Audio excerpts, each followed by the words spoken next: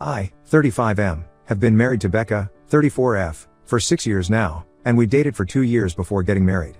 We met at a tech conference in Chicago through our mutual friend Jason, 35M, who I've known since college. I still remember that day clearly. I almost skipped the conference due to a major software release at work, but Jason insisted I needed to get out more and meet new people. Becca caught my attention immediately at the conference. She was giving a presentation on UI/UX design trends, and I was impressed by her knowledge and confidence. I was working as a back-end developer at the time, and during the networking session, Jason introduced us. We hit it off instantly, talking about everything from coding preferences to our shared love of MMORPGs. She even teased me about my preference for Python over JavaScript. Our first date was at a local gaming cafe where we spent hours playing retro games and talking about our careers in tech. We discovered we had so much in common. Both of us were passionate about technology, enjoyed hiking on weekends, and were huge fans of indie game development. She even had a small collection of vintage gaming consoles, which matched perfectly with my old school gaming enthusiasm. The next 2 years of dating were amazing. We moved in together after a year, and everything just clicked. We complemented each other perfectly. She was outgoing and social, while I was more reserved but enjoyed being part of her social circle. We even started a side project together developing mobile apps, which brought us even closer as we could combine her design skills with my programming expertise. Our wedding was small but perfect, just close friends and family. We had a gaming-themed wedding cake and even included some nerdy references in our vows. Everyone said we were perfect for each other, and honestly, I felt the same way. My sister Emma, 38F, often said we were her model for a healthy relationship. The first few years of marriage were great. We both worked at different tech companies but managed to maintain a good work-life balance. We had our routines, weekend hiking trips, monthly game nights with friends, and our annual tech conference attendance where we first met. We also hosted regular dinner parties for our gaming friends, where we'd spend hours playing board games and video games. Everything started changing when I got promoted to senior development manager at my company in January this year. The promotion came with a significant pay raise but also meant longer hours and more responsibilities. I now had to manage a team of developers across different time zones, which meant early morning and late night calls became regular. At first, Becca was supportive. She understood this was a great opportunity for our future. I tried my best to maintain our connection, calling during breaks, texting throughout the day, and ensuring we had at least one full day together every week. We even set up a shared calendar to plan our time together better. Around March, I noticed changes in Becca's behavior. She joined a Discord server for Final Fantasy XIV and began spending more and more time there. Initially, I didn't think much of it. Gaming was always her hobby, and I was working long hours anyway.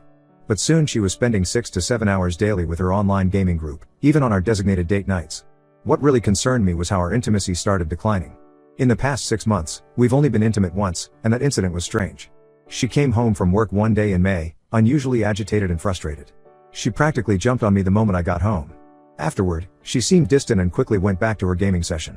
Something about that day didn't sit right with me, but I couldn't figure out why. 2 months ago, everything came to a head. I had planned a special date night, made reservations at the restaurant where we had celebrated our first anniversary, bought her favorite flowers, the works. She canceled at the last minute because her guild had an important raid scheduled. That's when I lost it. We had a huge fight where I finally expressed how I felt she didn't want to be in this relationship anymore. That's when she dropped the bomb. She had fallen out of love with me. She said it happened gradually over the past few months, but she couldn't pinpoint exactly when. She talked about feeling suffocated and wanting something new in life. The woman who had been my best friend and partner for 8 years now saw me as just a roommate. I was completely blindsided. Sure, things weren't perfect, but we had always been able to talk through our problems before. This felt different. She wasn't interested in finding solutions. She had already emotionally checked out of our marriage. I tried everything to save our relationship. I took 2 weeks off work, planned romantic dates, cooked her favorite meals, and suggested couples activities like hiking and painting classes that she used to enjoy. I even offered to cut back my hours at work, but nothing seemed to make a difference. The best response I got was that she loved me like a brother, not exactly what a husband wants to hear from his wife. Last week, I suggested she might want to move out for a while. I still love her deeply, but seeing her every day and knowing she doesn't feel the same way is killing me inside. She's been talking about wanting adventures and new experiences, and I don't want to hold her back. My family, especially Emma, thinks we're making a mistake. Emma keeps saying marriages have ups and downs, and we should try counseling before considering separation. My best friend Mike, 36M, agrees with Emma and says I'm giving up too easily. But I don't see it that way. How can I force someone to love me? Every time Becca looks at her phone and smiles, I wonder if she's texting her gaming friends. Every time she comes home late from work, I question everything. Yesterday, I overheard her on Discord telling someone how excited she was about moving out and starting fresh. She sounded happier than she had in months. Maybe this is for the best, but I can't help feeling like I failed somehow. Did I work too much? Did I not pay enough attention? Or do marriages just naturally evolve into friendships over time? I need advice. Am I giving up too easily by suggesting separation? Should I keep trying to save our marriage even though she clearly wants out? I feel lost and could use some outside perspective. Update 1. It's been 3 weeks since my original post, and things have spiraled in ways I never expected. I discovered why Becca was so excited about moving out, and it wasn't just about wanting independence or new adventures like she claimed. Last Tuesday, I was working late at the office, trying to finish a critical project when Mike called me around 9 p.m. He sounded uncomfortable and hesitant, which was unusual for him since we've been friends since college. He said he had seen something I needed to know about.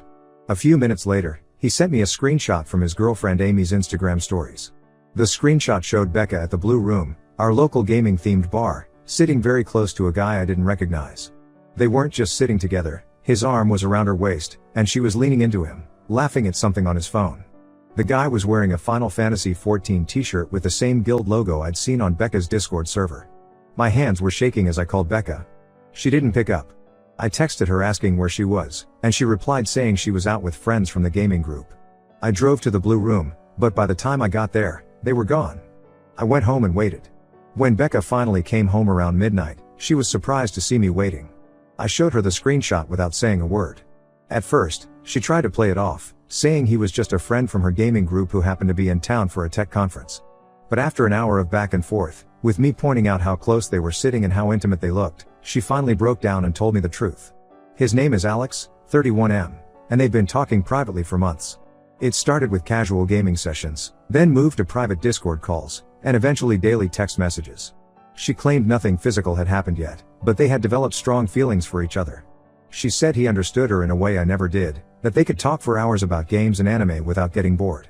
Everything started making sense. The long hours on Discord weren't just about gaming with the guild, she was having private conversations with Alex. That day she came home extremely frustrated and jumped on me. She admitted she had spent the afternoon voice chatting with Alex, and their conversation had gotten flirty and intense. The sudden desire for adventures and new experiences? All inspired by her conversations with him about places they wanted to visit and things they wanted to do. What hurt even more was learning that Emma, my own sister, knew about Alex. Becca had confided in her weeks ago, and Emma had been trying to convince her to end things with Alex and work on our marriage. That's why Emma was pushing so hard for counseling. She betrayed my trust by keeping this from me, her own brother. When I confronted Emma, she broke down crying in my living room. She said she was trying to protect both of us. She thought if Becca ended things with Alex, we could still save our marriage. Emma didn't want to hurt me with information that might not matter if Becca chose to stay. But her silence only gave Becca more time to develop her relationship with Alex. The hardest part was when Becca tried to justify everything. She said she never meant for any of this to happen. According to her, Alex just got her in ways I never did. They shared the same passion for obscure JRPGs and could talk for hours about character development and game mechanics. She said while I was busy with work calls and late nights at the office, Alex was there to listen to her thoughts and feelings. I told her she needed to move out immediately. She's currently staying with her friend Sarah until she finds her own place. Most of our friends are shocked, but a few have admitted they had suspicions. Amy, Mike's girlfriend, revealed she had seen Becca and Alex together at various gaming cafes multiple times before but thought they were just friends from her gaming group. She apologized for not saying anything sooner. What makes this even worse is how our gaming community is reacting. Since Becca and I were both active in local gaming circles, people are taking sides. Some mutual friends are saying I should have paid more attention to her interests, that I was too focused on work. Others think she was wrong to develop feelings for someone else while still married. Our monthly board game nights are effectively over since nobody wants to deal with the awkwardness. I've been staying at home, trying to process everything. Mike comes over regularly to check on me, and we've started our own gaming sessions to keep my mind off things. But it's hard. Every time I log into any of our shared gaming platforms, I see her avatar online, probably playing with him. The betrayal from Emma still stings. She keeps trying to explain her side, saying she was caught in an impossible situation. She's been bringing food over and trying to make amends, but I'm not ready to forgive her yet. My own sister chose to protect my wife's emotional affair instead of telling me the truth. Becca has been texting me about coming by to pick up more of her things. Each time she visits, she tries to explain herself again, saying she never meant to hurt me. But how can you trust someone who spent months building an emotional connection with another person while pretending everything was fine in your marriage? I'm meeting with a lawyer next week to discuss my options. I never thought I'd be thinking about divorce at 35, but here I am. I guess sometimes the game over screen comes when you least expect it. Update 2. It's been 2 months since my last update, and I've discovered even more lies that make me question everything about my relationship with Becca. Through mutual friends in the gaming community, I learned that Becca and Alex didn't just meet this year on Discord. They actually knew each other from college 10 years ago and had dated for almost a year back then. The truth came out when Ryan, an old college friend who's now part of our local gaming scene, recognized Alex at a gaming convention. Ryan pulled me aside and asked if I knew about Becca and Alex's history. When I looked confused, he realized I had no idea and felt obligated to tell me everything. Apparently, Becca and Alex dated during their junior year of college. They were both part of the campus gaming club and got together after organizing a gaming tournament. Their relationship ended when Alex got an internship in California and they decided long distance wouldn't work. After graduation, they lost touch as they focused on their careers. What's even more shocking is that their reconnection through Discord wasn't a coincidence. The gaming server Becca joined wasn't some random FFX guild, it was one Alex had created specifically to reconnect with her. He had been searching for her on social media for years and finally found her through a mutual gaming friend. He invited her to the server in January, right when I got my promotion and started working longer hours. The worst part? Jason, our mutual friend who introduced us at the tech conference years ago, knew about their history. He was there in college when they dated.